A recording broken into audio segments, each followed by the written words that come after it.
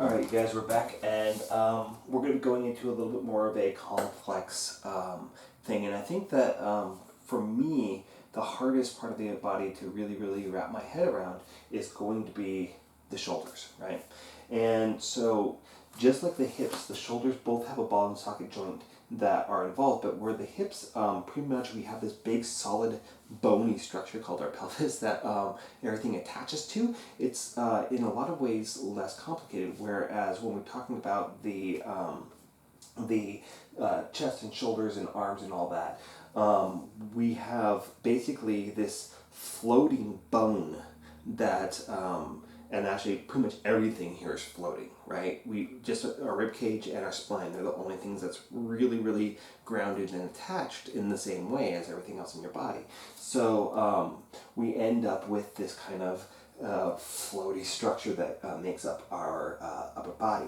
So the major floaty bone here is going to be your scapula here. That's this little wing that I can stick out back here, right? Something I've been able to do since childhood, and it drives a lot of people crazy.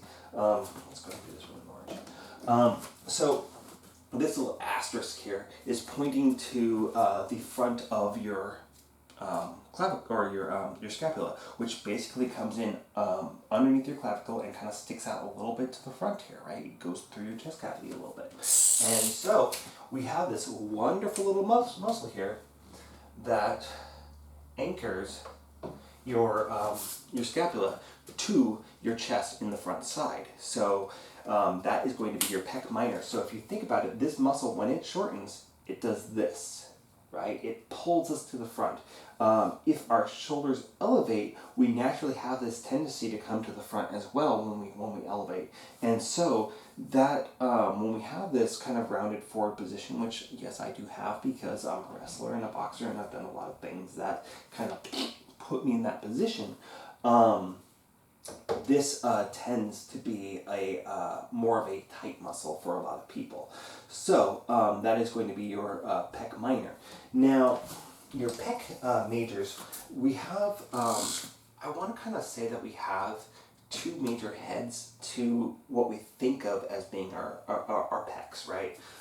And I know that a bunch of you are about to comment on that. Wait. Okay, so basically, we have two heads here that kind of attach to the ribs, and they attach into the anterior portion of the humerus, right? And so when this muscle tends to shorten, it adducts the arm, right? And it really, these muscles pretty much only adduct the arm. It can adduct a little bit to the downward side, right? So if we're doing a decline press where our head is low and we're pressing up, that's what's going to be pulling. If we're doing a standard chest press, we're going here. But it also can cause a little bit of internal rotation here, right? Because it's attached on the anterior surface here. So those are your two primary heads to your pecs. Now we also have the upper head, and what's different about that is instead of attaching here into the ribs and onto the sternum, it attaches kind of in this kind of downward angle and then attaches near the same point here onto your humerus. And so basically this, because it's attached to your clavicle, it pulls your arm into an upward position, right? And it's still on the anterior, so it's going to cause a little bit of internal rotation there. All right? So as far as like your anterior muscles of your chest, that's pretty much what you have. Now we do have these other muscles that kind of come through here.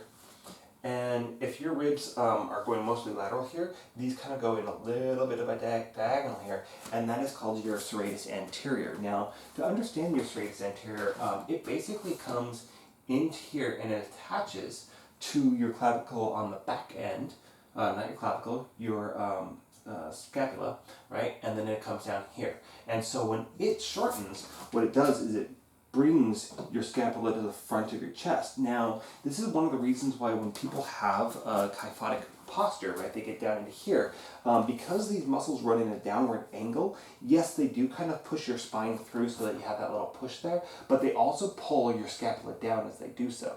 So a lot of times when we have that, that rounded shoulder position, that's going to be one of the muscles that we're going to address to to address that particular issue. Now, we also have in our anterior portion, we have this little 3 heads of this heart-shaped muscle that kind of comes up here and it attaches up here, and then it comes down and attaches to the lateral edge that comes here. So here's 1, and then here's 2, and those are going to be your deltoid muscles. Now, because this first head comes to the front, it causes this frontal or sagittal flexion of the shoulder, right? And it allows us to raise to the front. The other one, because it's more medial, it allows us to move to the side. So depending on where my arm is which one is I'm going to mostly activate. Now, it's not the only one that allows us to move up. Our long head of our biceps femoris also picks up the arm and brings it to the front. So, as far as sides, you also have your subscapularis, or not subscapularis. Forgetting the name of this one. It's been a while since I've taught a class like this, so bear with me a little bit. Your supraspinatus. And so these are your anterior and deltoid majors here, and that's going to be what's going to be working here. Now, it's important to know that because your anterior deltoid is weaker than your lateral deltoid, when we're doing front races, one of the things that I see a lot of times is people will keep their hand to the front, but they'll start moving the elbow out. What this does partially is you can see that it's bringing my hand closer to my body, but what it also is doing is it's actually causing my shoulder to raise a little bit more to the lateral side. This is kind of more of what we would refer to as a synergistic dominance. A synergistic dominance is when one muscle is taking over for another one. So as you fatigue and you can no longer maintain your elbow on the shoulder line, don't care about the hand, but maintaining your elbow on that center line, if we can't maintain that, then we're relying onto those synergists to help us through that movement, right? So if we are doing a incline press and we're coming up this way, one of the things that could happen is you can actually start getting that anterior deltoid to start becoming synergistically dominant to your upper pec muscle, right?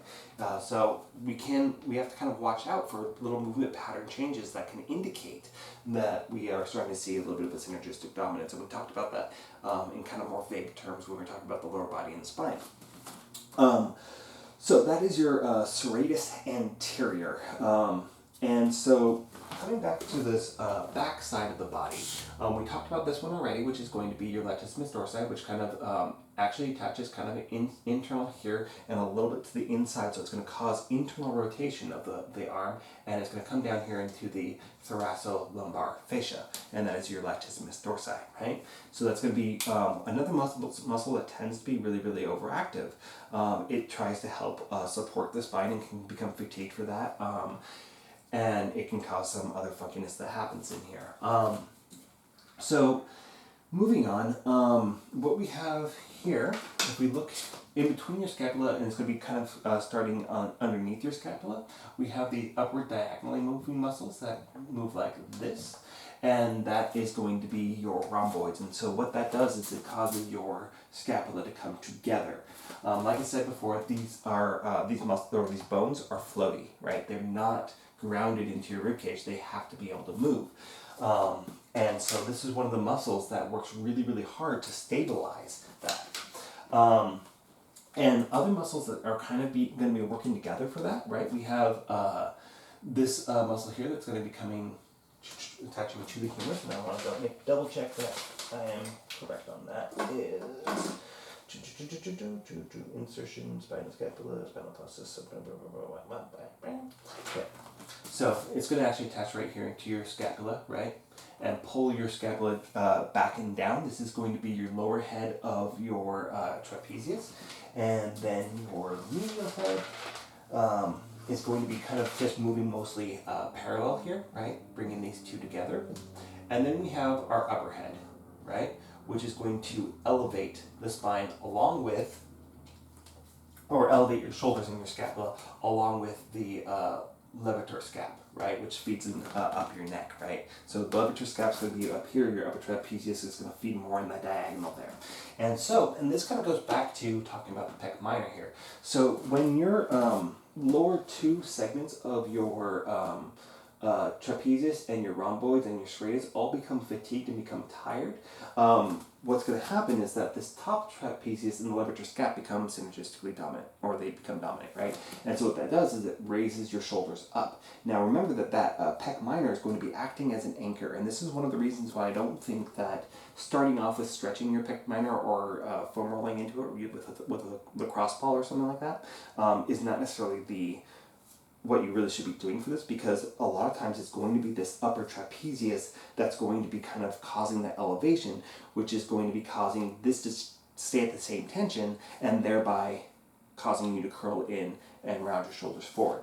So when we're looking into the structures, I actually want to kind of release those muscles before I even address this one, just because I want to make sure that it's not that this one's tight, but that these ones are more likely to be the main culprit here. And this is one of the reasons why I don't believe in shrugs, I don't believe in upright rows, because these are muscles or movements that attack this upper trapezius that is overactive in absolutely everybody in the US, probably all over the world. Why? Because everything that we do, we reach out, we reach for things, we reach for doorknobs and whatnot, and all these things are causing this internal rotation of the shoulder. They're causing us to elevate our shoulders. When we're doing boxing, we're doing jiu-jitsu, we're lifting packages or anything like that. All these things cause me to kind of have to elevate my shoulder from carrying groceries. It's overactive, it's overused, it's a muscle that's always going to be tight. You do not need to be addressing it in the gym. You do not. In fact, you should be actually doing more things to release those muscles and get them to relax. I know that bodybuilders are trying to yell at me and be like, but my traps look awesome. Yeah, this does not look awesome, okay? And I've when I was working at 24 Hour Fitness, I was like seeing a lot of people, like bodybuilders, going around, and they're all like, oh, I'm so jacked here, you look like an old man. So underneath the scapula here, we have a bunch of muscles that kind of feed out this way, and some of them are going to feed on the anterior and some onto the posterior aspects of your humerus. And this is kind of really, really important to know, because this is going to be your teres major, teres minor, and infraspinatus muscles. And so your these muscles predominantly work on internal and external rotation of the arm, right? And so when we look at kyphotic posture, a lot of times it is this posture, right? I'm rounding my shoulders forward. My arms are generally going to be internally rotated. Why? Because I've got two muscles there, the teres minor and the infraspinatus muscles, that are causing this external rotation of the arm. If you try to actually, keep your elbow to the side here, and you use a cable machine or you use a band, you're probably going to be using like 15 pounds at max. On the cable machine. You're probably going to be using like a yellow or green band, the really light ones, to be working this muscle. Why? Because it's tiny. It's particularly weak, right? Compared to your pec major, compared to your latissimus dorsi, the teres major, right? Is all these muscles are pulling you into this internal rotation and rounding of the shoulders. So we want to be really, really mindful about making sure that we're actually strengthening those, because these pulling motions, especially ones like the W flies and whatnot and face pulls and whatnot, that are pulling us into this posture, we're working those external rotators, we're working that the middle low trapezius, the rhomboids. Those muscles are being really, really heavily engaged here. One of the things that I haven't seen anybody else do it is a reverse shrug. And I call it reverse shrug because what I'll do is I'll put two chairs here or get on parallel bars here, and I'll do a shrugging motion. But because my body weight is pulling me into this position, right? It's causing, my body's trying to go down, my arms are stationary, it's causing my shoulders to elevate. So I get into the shrug position, and then I'm loaded to engage the muscles that pull me down into the proper posture, right? And what I found with that one is I actually kind of assumed that when I started doing that one, I'd be working more onto the serratus anterior. But where I was actually sore the next day was in these middle to low trapezius muscles, which are really, really critical for correcting that posture. So to get kind of the serratus anterior, we actually kind of have to do like a chest press plus or a push-up plus, where we actually go into that rounded spine position. But we have to be really careful that we don't get that rounding by shrugging our shoulders and then engaging our pecs to pull ourselves into this, right? We actually kind of want to be here, right? My shoulders are backing down as much as possible, but they're separating. They're going into that protracted position, right? And my serratus is what's going to be pulling to do that. And then once I get to the top of that push-up where I'm actually kind of pushing my spine through, I'm going to pull my spine together, thereby engaging these synergist muscles to pull them back into this nice proper posture before I go back down into that push-up. So, we have, underneath this little bone here, atop here, we have one that kind of comes up into here, and that is going to be your supraspinatus, right? And that's going to help with that lateral raise kind of movement. And as far as like your infraspinatus muscles go, and your subscapularis and all those, these muscles mostly feed to the edge of your scapula. They can feed over the top or they can feed underneath, right? So it just kind of depends on which muscle that we're generally talking about. We talked about the subscapularis. This one, the scapula and goes to the humerus, and it causes shoulder internal rotation. So again, the subscapularis would be one that we want to address to kind of allow our external rotators to become more dominant.